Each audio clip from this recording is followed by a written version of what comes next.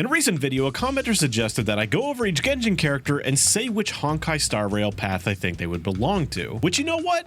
That's a really good idea. So if you're only here because you like Genshin, but you're gonna watch it anyway, and you don't really understand what the Honkai Star Rail paths are, here's a brief explanation of the 7 paths. There's Destruction, the Hunt, Erudition, Harmony, Nihility, Preservation, and Abundance. Essentially sustain, DPS, and support. As this goes on, keep in mind that in Genshin, you can really make like anything AoE. So we're not just gonna stuff everyone in Erudition because Wander, for example, can hit multiple targets with his attacks. I just think that the way his attacks look, he looks like he'd be way more well suited to the Hunt, and his single target damage is pretty good. Where the hell do you put Yelan? She's tanky. That's not like a Hunt character. She's extraordinarily single target focused, so that is like a Hunt character. The only thing is she doesn't need to be the one doing the damage. I mean, she technically is, but it's other people triggering it most of the time. I think what you would need to do is drastically scale her damage back so she doesn't do overwhelming single target like she can do in Genshin, and then she would be a natural fit for Harmony. I just think the HP and the fact that she doesn't need to eat field time and the fact that she buffs anyone's on-field damage, really, she doesn't fit in the Hunt. Now, one thing we associate many Anemo characters with is their ability to shred resistance and debuff the enemy through the Viridescent Veneer artifact set. But as that's a set that's external from the kit, and that's not exactly what the character themselves is doing. So for that reason, I think Kazuha is a natural fit for the Harmony. With the massive amount of elemental damage that Kazuha can provide, as well as eventually a huge chunk of elemental mastery from his second constellation, he fits so well in the Harmony. Zhongli, the strongest shield in the entire game. Preservation. Next. Ito, a unit that is incredibly tanky, capable of doing extreme amounts of single target as well as pretty respectable AoE DPS.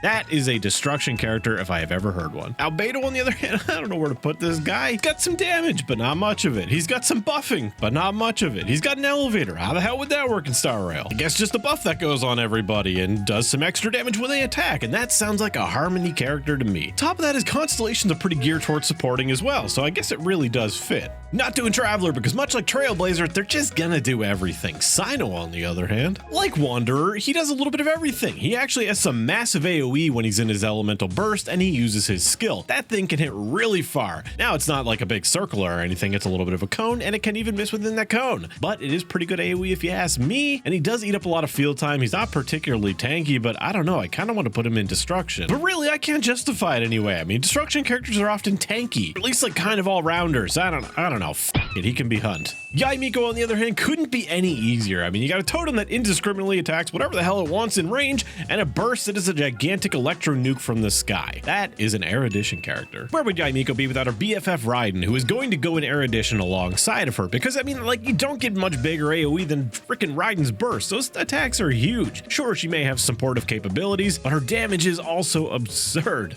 I know a lot of people are probably going to look at Keqing, and if you're familiar with both games, you probably think this is an Erudition character because her burst is super AoE. Even though it can hit a lot of targets in Genshin, and it often does unless there's only one around, look at this ultimate in Honkai Star Rail. If something like this can end up being a single target, I think so can Keqing's ultimate. But ultimately, it's her special charge attack and her skill that make me feel like she is a Hunt character. Baizhu, you know he's going in Abundance. Pretty much all of the healers are going to go in Abundance because that's their main defining trait. He does have a shield, but it's about as weak as his constitution, which, you know, you've heard him cough. He's not doing so well. Alhaitham, while being Keqing 2.0, as a lot of people like to call him, I definitely see their kits as being quite different. For one, Alhaitham has the mirror mechanic, and to anyone who's actually played Alhaitham, you've seen these things just blender everything around you into little pieces. So he's an Erudition character. When it comes to Nahida, I'm in 2 different camps currently. On one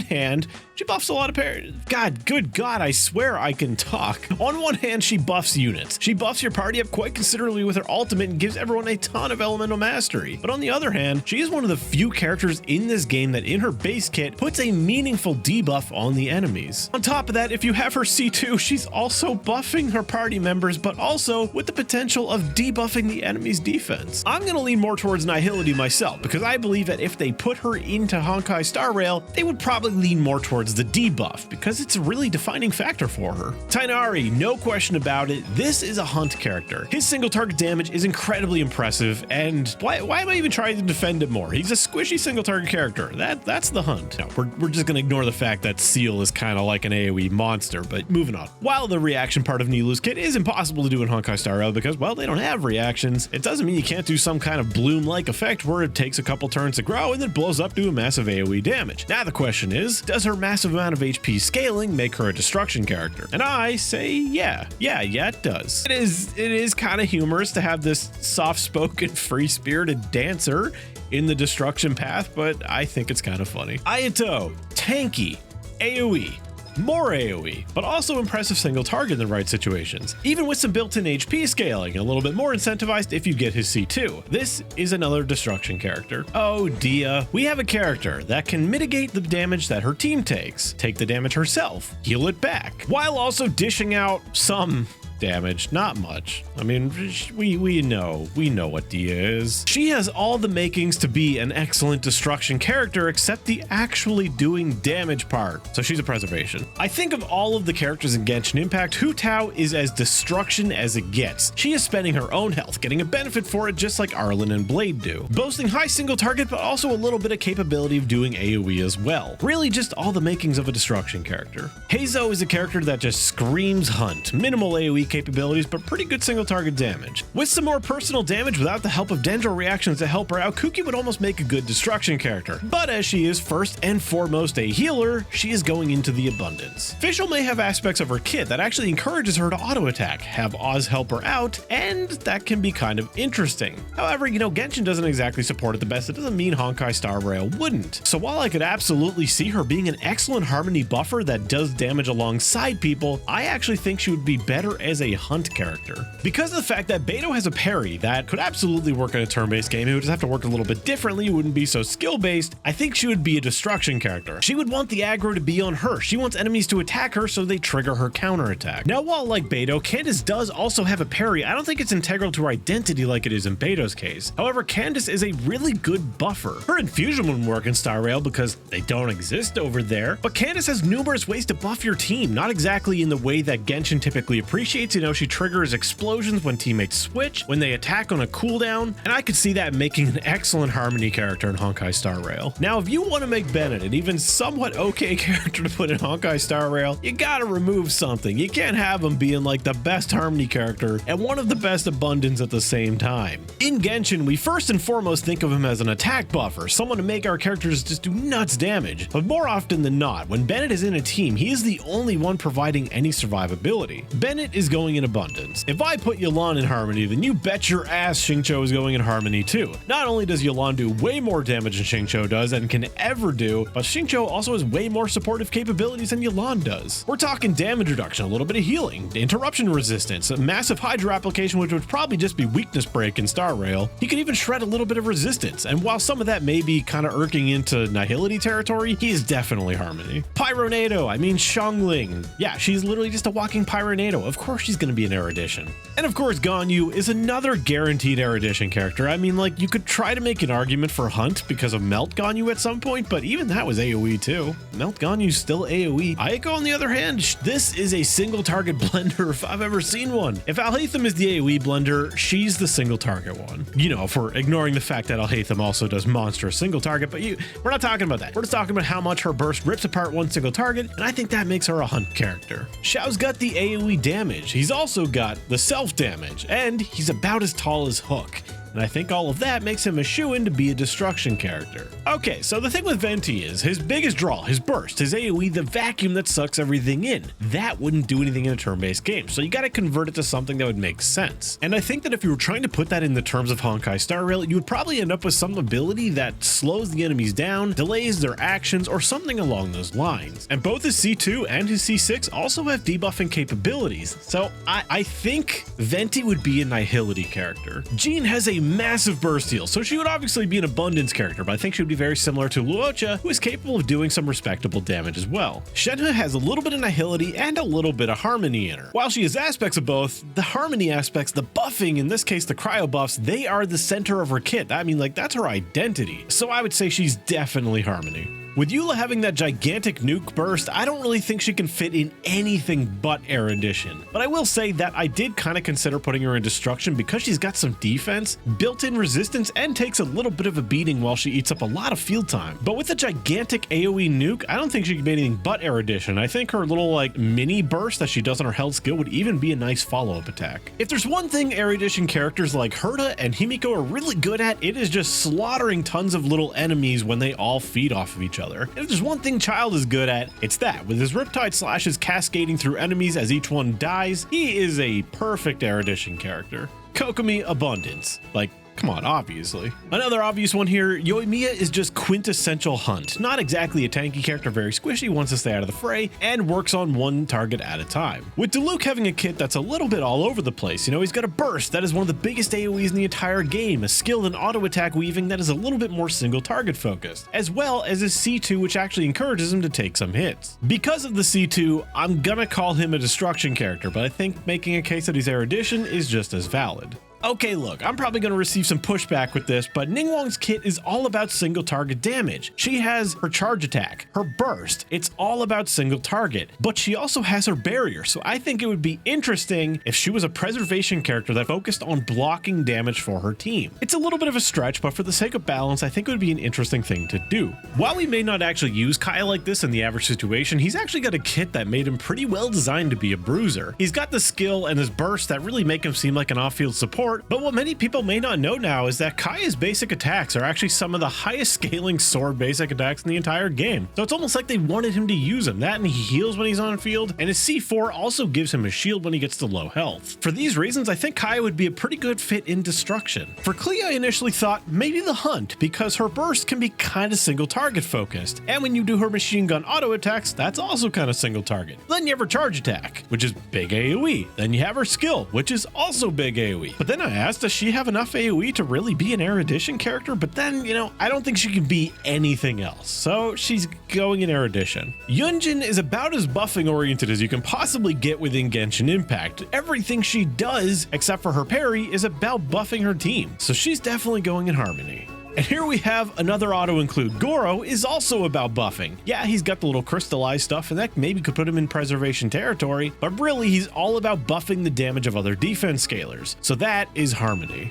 Where the absolute fuck do you put Noelle? You're talking about a character that excels at healing, personal shielding, not exactly party shielding, dealing AoE damage, and being tanky. She fits the bill in 4 fucking paths. What I think would need to be done is you need to remove her ability to heal for the party. She can no longer shield for anyone else, she shields herself, and she has minor self-healing, and she is meant to tank and take the aggro from her teammates, and that would put her in preservation. She also needs to do a lot less damage compared to what she can do in Genshin, because she just does too much for a game like Star Rail. Considering that Farazan has the built-in VV, but only for the Anemo element, that kind of makes that her specialty, I'm gonna say she's an affirmative action nihility, because we really need more of those, but I also think it just does make sense anyway. Sayu's another healer, so it's the abundance life for her. Sucrose was the original buffer we had. She was able to give a lot of elemental mastery to her teammates, as well as giving them a little bit of elemental damage bonus, doing what Kazuha did just a little bit earlier. For that reason, she is also going to go in harmony.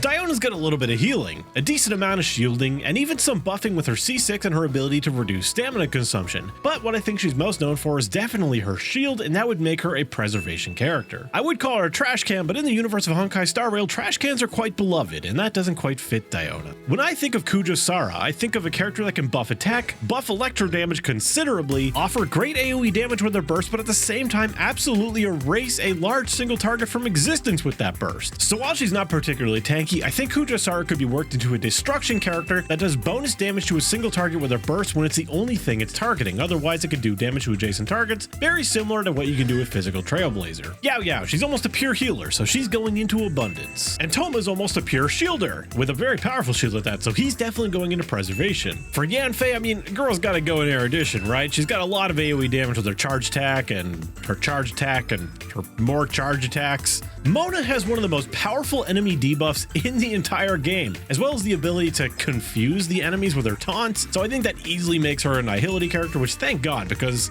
Genshin doesn't have any characters that really fit into that category. Aloy, look, she's got like the AoE burst, she's got some mind she scatters, but first and foremost, she's a hunter, right? Get it? Despite having heal, I'm actually gonna not put Mika in the abundance category and put him in the harmony because I think his buffing is actually taking a priority in most cases over his healing. Which I know you're probably saying, well, what the f***, you didn't do it for Bennett? Well, Bennett's healing is pretty broken and Mika's, well, he's just okay, while his buffing is kind of nutty when a character actually works with it. Layla has a pretty strong shield, and it's also one of the things she is most often used for, so she is going in preservation. I think I could probably make a case that Dory would be an Nihility character because she's debuffing the mental state of all of the player base apparently because they hate her so much, but she is a healer, so she's gonna go in abundance. Lisa, squishy character who is pure AoE damage, so she is going in erudition. Cole is another character that's doing mostly just AoE damage, so I think she is another fit for erudition. Another obvious inclusion here, Chi-Chi's going in abundance. She's one of the most potent healers we have. Rosaria has a sprinkling of single target, a little bit of AoE with her burst, well actually a decent amount of AoE, and she can buff her teammates' crit rate, but she can also debuff the enemies by lowering their resistances. Granted, that takes her constellation 6. Judging off the base kit alone, I think I would have to put her in harmony, because she has some innate buffing and the crit rate is a pretty potent buff. Obviously would probably be a little bit buffed up for Honkai Star Rail, and her damage would probably be lowered to be proportionate to most other supports, but I think that's where she would fit. This is another weird character to place because his biggest supportive capability, which is giving everyone a cryo infusion, just doesn't make sense in Star Rail. There's no way to give, like, the only thing you can do is just turn him into another Shenna where he buffs other cryo characters. Chong-Yin does have some supportive capabilities, but his buffing, it probably is the strongest part of his kit here other than the AoE damage he can do. So I mean, I guess he would be harmony, but he would need a little bit of work to really fit the role. Razor, on the other hand, I think he's a pretty natural fit in the hunt category, even though I think he does have a little bit of destruction spice in there. I just don't think he has the tanky bruiser aspect down. So I'm gonna say hunt. Xinyan definitely does have some of the makings of a destruction character. She's tanky, she does AoE damage, but much like many other characters, she is a shielder first and foremost, even if we don't really use her for it. So I think she would definitely be a preservation character, but she would certainly be one that hits a little bit harder than your average one. Kirara's an easy one. She's just got a big old Dendro shield, so she's going to be a preservation character as well. Barbara, easy. Abundance, moving on. Amber, on the other hand, is not so easy to pin down. I would say that her burst is a pretty defining feature for her. Her arrow rain is very important to her kit, but so is her Baron Bunny that also explodes in AoE. But then you have parts of her kit that really reward a charge attack, a strictly single target ability. But ultimately, I do think the AoE wins out here and puts her into the erudition category. And here at the end we have Kaveh, which coincidentally might be one of the hardest ones to place because he's based off reactions like Nilou, but he's not really doing anything himself. I suppose he does have some damage reduction to blooms and he heals himself off of blooms, so maybe that makes him a good case for destruction because he's also based on AoE, but obviously his kit would need just like massive work to work in Honkai Star Rail. But ultimately I do think destruction would probably be where he fits, you know, if I had to pick one. And there you go, that's it. The list is honestly a lot more balanced than I thought it would be. Nihility, I saw that one coming. We don't really have any dot characters or any debuff based characters. We have Burn, which is really sad, but you know, I made some fit into the category. Some were obvious like Mona, but maybe I made a stretch a couple times. Definitely with characters like Ning Wang, I took a little bit of creative liberties with how I interpreted their kit, especially for the class balance because, you know, the DPS ones are just stacked. So tell me what you think. Did I put anyone in a category that you strongly disagree with? Or can you think of maybe more Nihility characters? I don't want to count Virenus and Vanera because that just seems too cheesy. Thank you to my members and my patrons. As always, thank you for watching this video, and I'll see you in the next one. Attaboy!